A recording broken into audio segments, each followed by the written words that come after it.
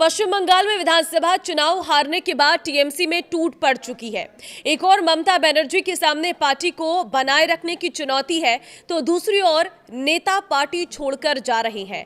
फिर एक बार शुक्रवार 5 जून को ममता बनर्जी को एक और बड़ा झटका लगा है और ये पार्टी के लिए एक बहुत बड़ा नुकसान है।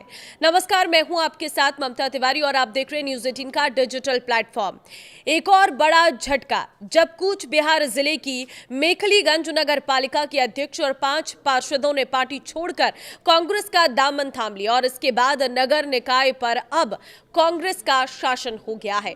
बंगाल के उत्तरी हिस्से में हुआ ये राजनीतिक घटनाक्रम टीएमसी के भीतर जारी राजनीतिक उथल-पुथल और सिलसिलेवार दल बदल के बीच सामने आया है, जिसने राज्य भर के पार्टी के संगठनात्मक ढांचे को हिलाकर रख दिया है।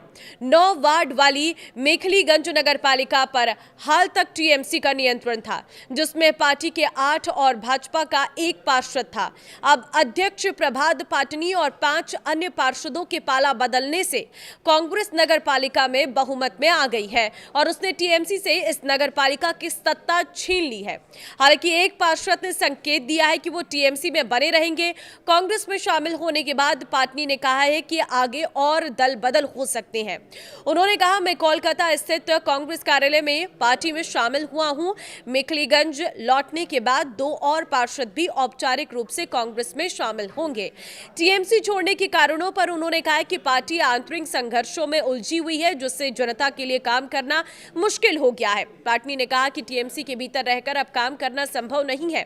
पार्टी अपने आंतरिक संघर्षों में व्यस्त है। मैंने क्षेत्र के विकास और आम लोगों के हितों की रक्षा के लिए कांग्रेस में शामिल होने का फैसला किया है।